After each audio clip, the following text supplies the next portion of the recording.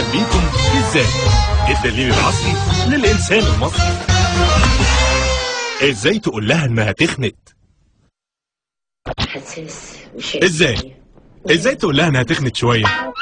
لا مش شويه، دي بقت تخينه جدا، بقت فيل. بس انت ما ينفعش تقول لها كده، هي من حقها تتخن، وانت مش من حقك تلاحظ انها تخنت، لانك كده هتجرح مشاعرها. الخطوه الاولى، اشتري لها هدوم اصغر من مقاسها. انت لو تخنت هي هتعمل فيك كده برضه.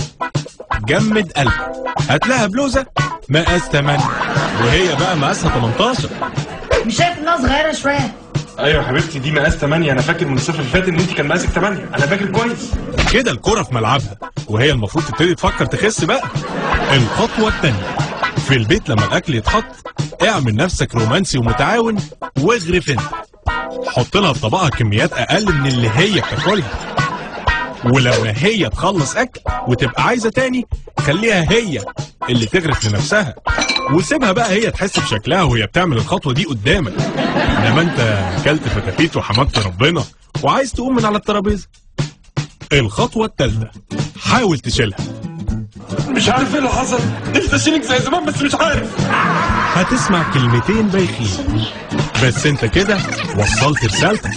الخطوة الرابعة، امرك لله، اعمل انت دايت. انا عارف انك رفيع ولو عملت دايت اسبوع واحد هتختفي، بس ده حل كويس وهي هتلاحظ طبعا. دايت؟ انا وزنت نفسي لقيتني زايد 15 جرام. بعدين في حاجه غلط على شكلي وصحتي.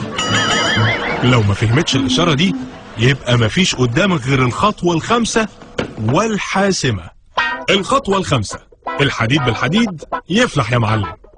دوس في الاكل واتخن انت كمان. اول ما وزنك يزيد 5 كيلو هتلاقيها بتقولك انت مش ملاحظ انك تخنت شويه يا مصطفى وكرشك بقى قدامك عامل زي البطيخه؟ كده تبقى هي اللي جابته لنفسها، وغلط بغلط بقى اديها على راسها. انت مش شايفه ان انت بقيت عامله زي شوال البطاطا من فوق ومن تحت؟ شوال البطاطا يا راجل يا ناقص، ونعمه يا ربي. كده يا معلم تبقى انت بلغتها انها تخن. استاذن انا بقى.